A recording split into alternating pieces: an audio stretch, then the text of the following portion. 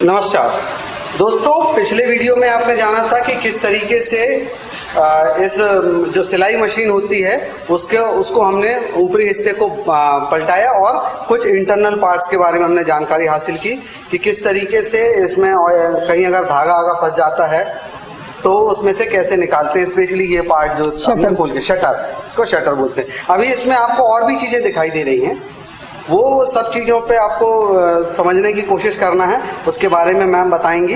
Plus oiling कैसे करते हैं, मेंटेनेंस पे स्पेशली ध्यान देना है कि टेलर को कम से कम क्या चीज़ें आनी चाहिए जिससे उसके काम में कोई रुकावट ना आए। तो मैम कृपया स्टार्ट करें।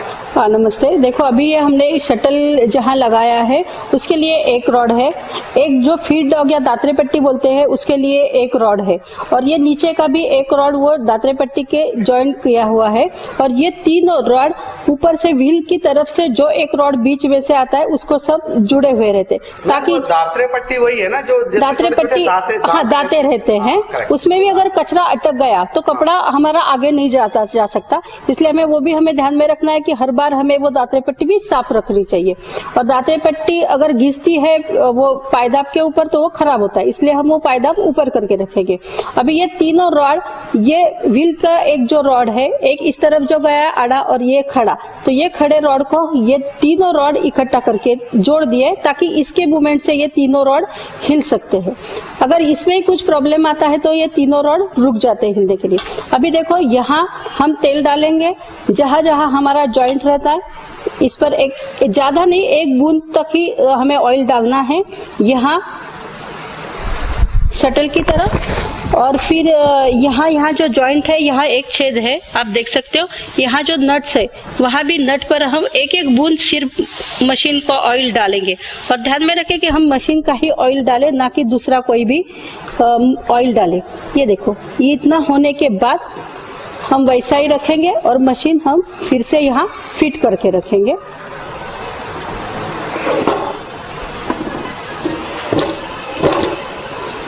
ये देखो, ये हमारी मशीन फिट हो गई।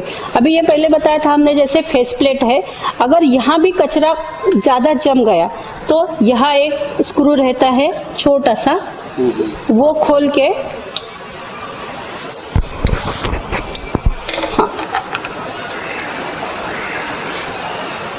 दोस्तों सही औजार का उपयोग सही जगह पे करें। इसलिए हमें 2-3 टाइप के स्क्रू ड्राइवर लगते हैं, एक बड़ा, एक मीडियम और एक बिल्कुल छोटा। होता है? हाँ एक ही रहता है, बस हो गया। नहीं खुला नहीं तो भी चलता है, थोड़ा खोल के ये देखो, ये अंदर के पार्ट हमें दिखते हैं, इसको भी हम कपड़े से साफ कर लेते हैं, और यहाँ से एक एक बूंद हम जब डालते हैं ऑयल की तो ये धीरे धीरे फिर नीचे आ जाता है। यहाँ एक जो स्प्रिंग रहती है वो स्प्रिंग के लिए भी जरूरी है कि उसको ऑयलिंग होना चाहिए, नहीं तो अगर वो उसको गंज लग गया तो वो प्रॉब्लम आ सकता है। यहाँ हाँ जंग लगा, तो यहाँ से हम एक बूंद डालते हैं और थोड़ा सा इधर उधर घुमाते हैं तो वो एब्जॉर्ब होके नीचे तक आ जाता है। और जब हम पूरा ऑयलिंग करके रखते हैं उसके बाद हम तुरंत कोई भी सिलाई का काम नहीं करते, तो थोड़ा सा कपड़ा उसके नीचे रख के ऐसा रख सकते, या फिर थोड़ी देर में पोंछ के हम कपड़ा को फिर से सिलाई का काम कर सकते, और फिर ये हम फेस प्लेट वैसे के वैसे उसको बिठा देते हैं।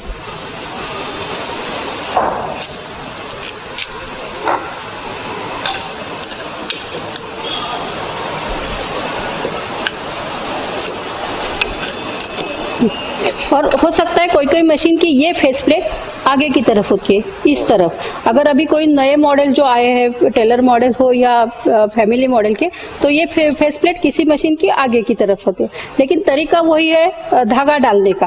पहले हम यहाँ लेंगे, फिर ये 2 प्लेट में से निकाल के ये जो धागा खींचने वाली पट्टी है उसमें, और फिर इसमें, तो ये धागा डालने का और मशीन मेंटेनेंस का तरीका है। तो मैम ये सब करने के बाद टेबल को साफ किया है? टेबल सब साफ करके मतलब अभी भी नहीं, जब भी हम मशीन पे बैठते हैं तो पहला हमारा काम होना चाहिए कि हम पहले सब टेबल साफ कर ले, मशीन पूरा यहाँ से, क्योंकि कहीं भी थोड़ा धूल या कचरा वगैरह हो तो वो हमारे कपड़े को लग सकता है और कपड़ा खराब हो सकता है।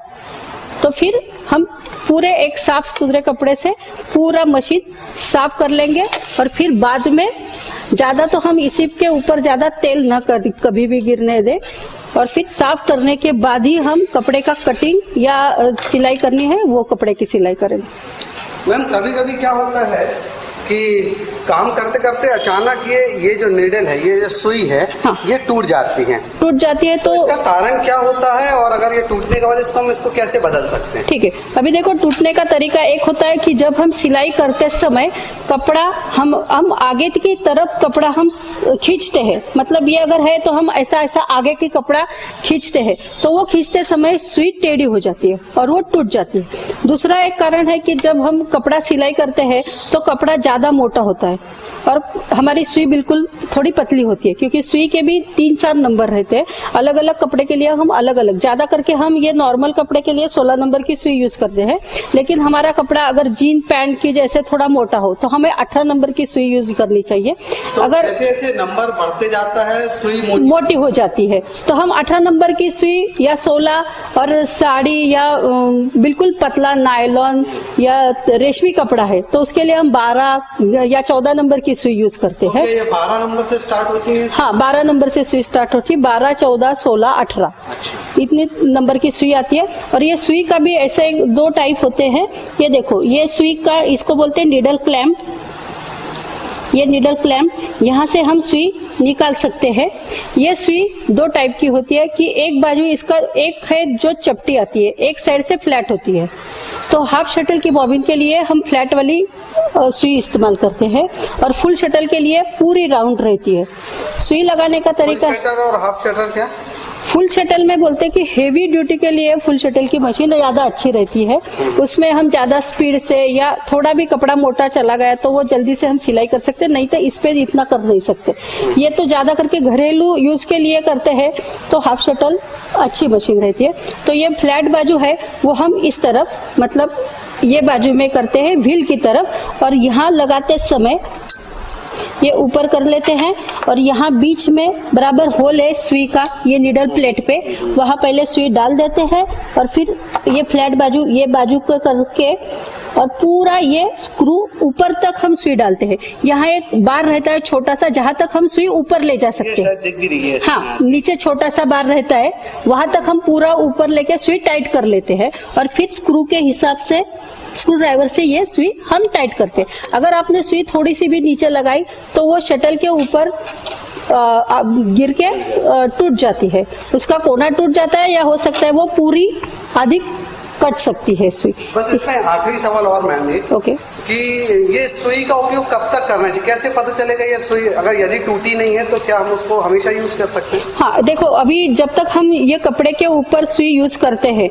तब कपड़ा रखने के बाद हम सिलाई करते हैं। सिलाई करते समय अगर कपड़ा ऐसा खींचा गया सिलाई करते करते तो हमें समझना चाहिए कि कुछ सुई में प्रॉब्लम है, तो हमें निकाल के देखना चाहिए कि उसका जो आगे का जो नोक है वो अगर थोड़ा सा भी टेढ़ा हो गया पॉइंट से भी तो वो उस पे कपड़े के ऊपर खराश आनी शुरू होती है और वो तभी उसे हमें तुरंत वो फेंक देना चाहिए।